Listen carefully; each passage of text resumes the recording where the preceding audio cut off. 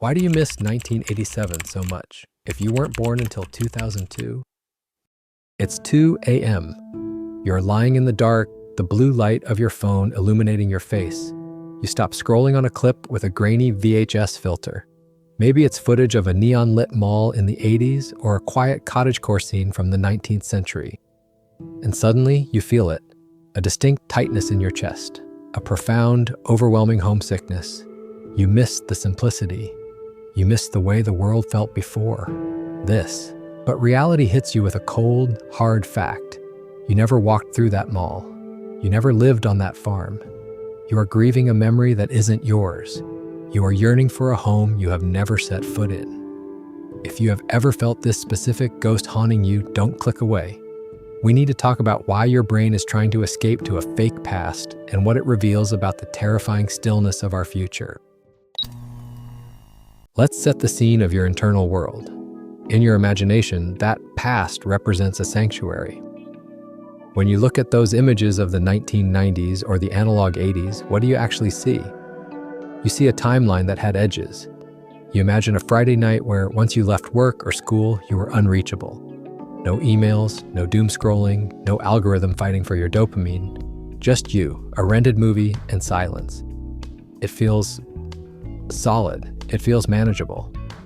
But then you put the phone down and the antagonist of our story crashes in. The present. Your watch vibrates. A breaking news alert tells you about a geopolitical crisis on the other side of the world. An email notification reminds you of a deadline. Instagram shows you 20 people living better lives than you. The sheer noise of the 21st century comes rushing back in.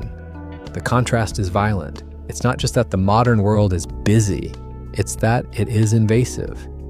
You look around at people who seem to thrive in this hyperspeed environment, people who are constantly posting, constantly grinding, constantly on, and you wonder, why does this feel so heavy to me? Why does the present moment feel like static noise, while a past I never knew feels like clear music? If you try to explain this to a cynic, they will judge you. They'll say, you're just romanticizing the past. You're obsessed with an aesthetic. Do you know what life was really like in 1850? No antibiotics, no dentistry, rampant disease. Do you know what the 80s were really like? The Cold War paranoia, the AIDS epidemic. They dismiss your feeling as childish hipster escapism. They tell you to grow up and face reality. But here's the shift in perspective you need. This isn't about history, it's about capacity. When you feel this longing, you aren't actually asking for pre-modern dentistry. You are asking for a reduction in scope. Think of your brain like a web browser. Evolution designed us to keep maybe 3 or 4 tabs open at once. Food, shelter, family, immediate danger. The modern world forces you to have 4,000 tabs open, and they are all playing music at the same time. Your longing for the past isn't a rejection of progress. It is a rejection of the trauma of hyperconnectivity. It is your nervous system screaming that it cannot process the tragedy of the entire human species in real time, 24 hours a day. We need to give this ghost a name. John Koenig, in his project The Dictionary of Obscure Sorrows, coined a specific term for this feeling, Anemoia. He defines it as nostalgia for a time you've never known. But why does it happen? Why do we miss the 1980s or the 1950s specifically, even if we weren't there? To understand this, we have to look at the French philosopher Jean Baudrillard. He introduced a concept called the simulacrum. Baudrillard argued that in our postmodern world, we have replaced reality with symbols of reality. We live in a world of copies without originals. When you feel anemoia for the 80s, you aren't nostalgic for the real 1980s. You are nostalgic for the simulacrum of the 80s. You miss the movie version. You miss the curated aesthetic, the neon lights, the synth pop, the fashion, stripped of the racism, the sexism, and the geopolitical fear that actually existed back then. We have sanitized the past. In a digital world that feels increasingly fake, filled with deepfakes, AI-generated influencers, and filtered photos, the analog past feels real to us.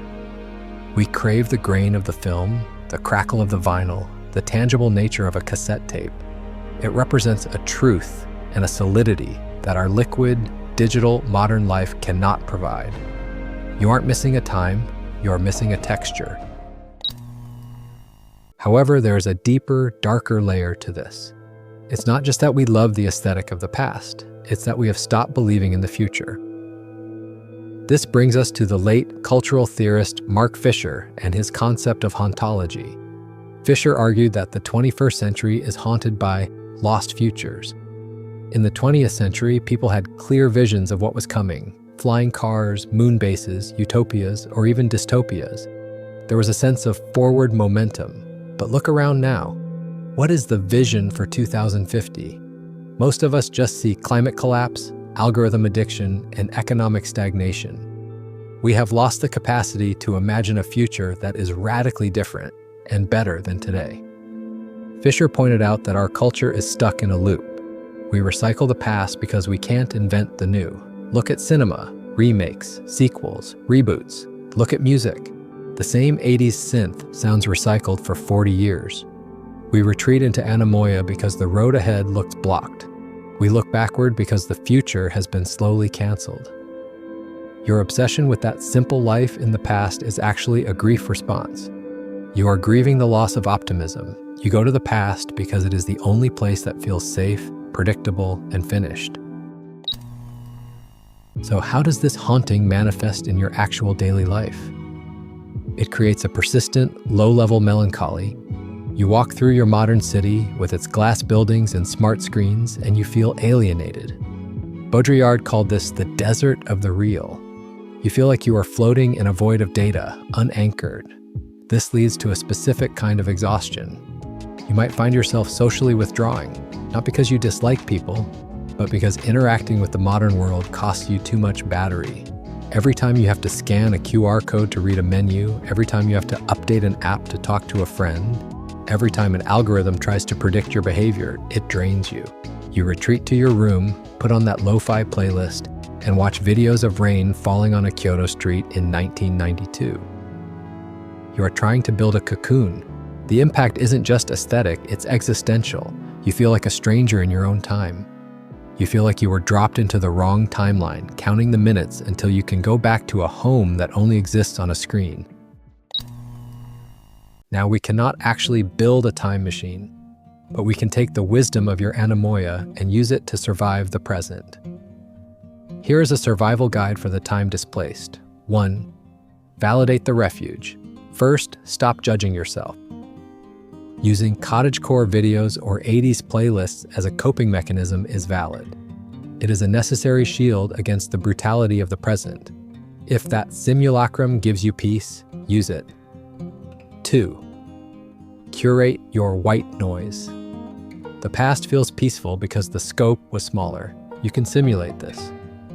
Drastically reduce your intake of global information. You do not need to know everything that happens in the world in real time. Artificially create the limitations of 1990. Turn off notifications, make yourself unreachable for hours at a time. Shrink your world until it becomes manageable again.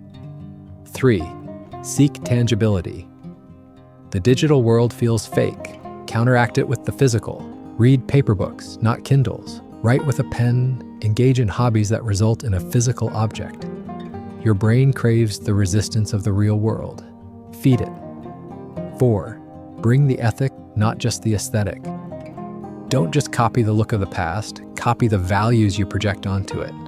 If you miss the slowness of the 1800s, practice slowness today. If you miss the connection of the pre-smartphone era, leave your phone at home when you see a friend. Don't just consume the image, live the philosophy. A crucial warning before we close. Do not let Anemoia turn into resentment. The past we dream of is a curated reality. It is a dream. If you were actually transported to 1850 or 1920, you would likely be miserable. We must use the past as a place to rest our minds, not as a place to live. If you stay there too long, you become a ghost yourself, haunting a graveyard instead of fixing the house you actually live in. Ultimately, Anemoia is not a sickness. It is a signal. It is your soul alerting you to what is missing right now. When you feel that pang of nostalgia for a time you never knew, it is your mind telling you that you need more community, more silence, more nature, and more purpose. You are not broken for struggling with the noise of the 21st century. You are simply a human being with an ancient nervous system trying to navigate a machine world. It is okay to visit the simulacrum. It is okay to mourn the lost futures. Just remember to bring a little bit of that peace back with you into the now. If this video gave a name to a feeling you've had for years, leave a like. It helps the channel immensely. And I want to hear from you in the comments. Which era do you feel homesick for? Is it the neon 80s, the grunge 90s, or something older? Let's discuss it below. Subscribe to Praxis for more deep dives into the philosophy of modern life. I'll see you in the next one.